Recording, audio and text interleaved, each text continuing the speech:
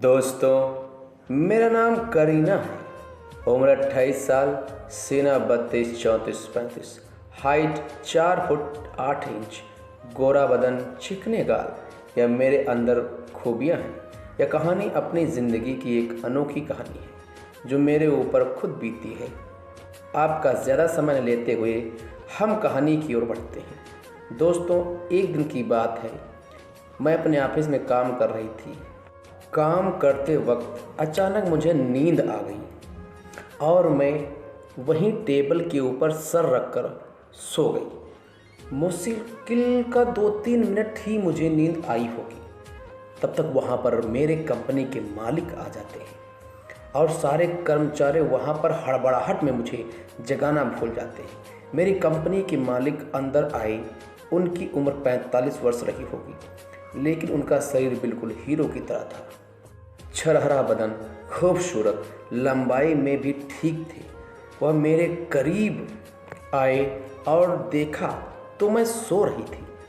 उन्होंने मेरे पीठ पर हाथ रखा। मेरी आंखें खुली तो देखा कि मालिक सामने खड़े थे। कुछ नहीं कहा और अपने ऑफिस में चले गए। अपने ऑफिस में जाने के बाद उन्होंने ऑफिस बॉय को मेरे पास भेजा। मेरे पास कहा और उसने कहा कि आपको मालिक अपने ऑफिस में बुला रहे हैं।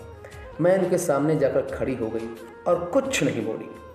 मालिक अपनी कुर्सी से उठते हैं और अपने ऑफिस में इधर उधर घूमने लगते हैं और मेरे करीब आकर के मेरे कंधों पर अपना हाथ रख देते हैं और कहते हैं कि तुम बहुत खूबसूरत और सेक्सी लग रही हो। मेरी आंखें फटी की फटी रह जाती हैं यह बातें सुनने के बाद।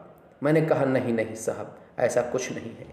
उन्होंने कहा, नहीं करीना, तुम हमें बहुत खूबसूरत और अच्छी लगती हो, इसलिए तुमसे मैंने कुछ भी नहीं कहा वहाँ पर। और उन्होंने अपना हाथ मेरे हाथ में ले लिया और मुझे से डायरेक्ट आई लव यू बोल दिया।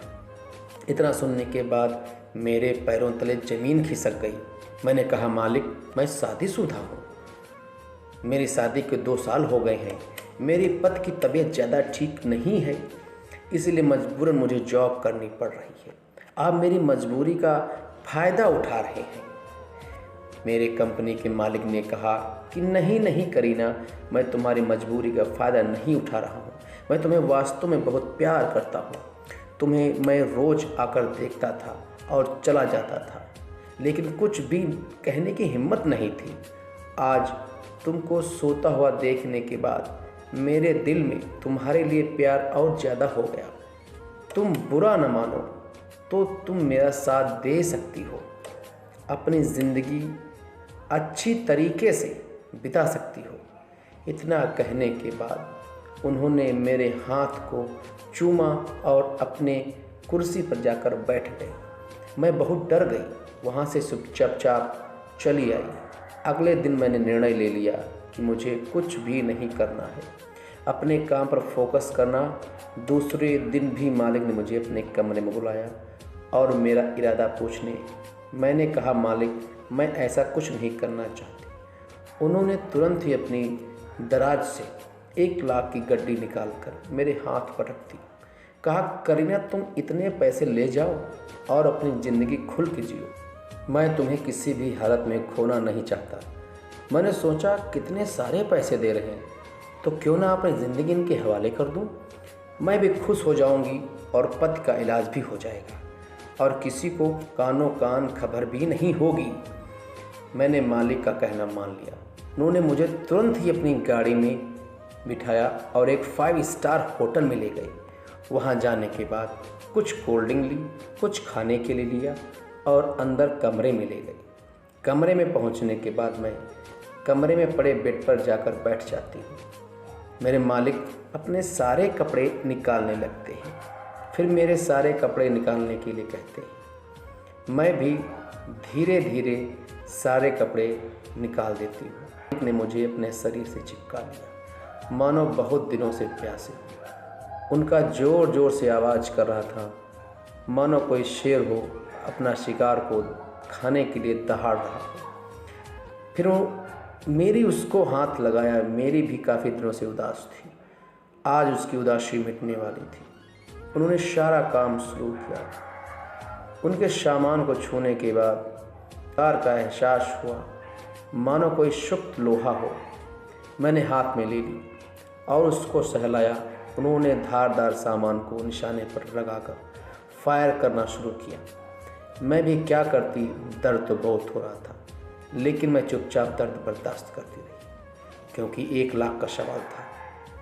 मालिक जोर जोर से आक्रमण किए जा रहे थे। दुश्मनों का कुछ पता नहीं था। कितना धुआंधार बैटिंग हो रही थी। सारे बेड के पुर्जे पुर्जे हिल रहे थे। कमरे में तबले की आवाज़ें, गोलियों की बौछार हो रही थी। कुछ ही देर बाद माली की सारी गोलियां ख़त्म हो गई और वहीं पर ढेर हो गई। आधे घंटे के बाद हम दोनों अपने अपने कपड़े पहनने के बाद गाड़ी में सवार होकर कंपनी वापस आ जाते हैं और फिर से मेरे साथ ज़िंदगी में हमेशा इसी एंजॉय पार्टियाँ होने लगी। मेरी ज़िंदगी का मकसद बहुत बड़ा था और वह सब पूरा हुआ। कभी कभी ज़िंदगी में कुछ करना पड़ता है जिसकी ज़रूरत होती है, लेकिन हम लोग मजबूरन वह काम नहीं कर पाते और ज़िंदगी भर तड़पते रहते हैं, पैसों के लिए, इज्जत के लिए, शोहरत के लिए। ज़िंदगी में तब तक एहसास होता है जब कुछ नहीं कर पाते। दोस्तों, कहानी अच्छी लगी हो तो चैनल को सब्सक्राइब कर लें और एक प्यारा सा कमेंट कर दें। धन्यवाद।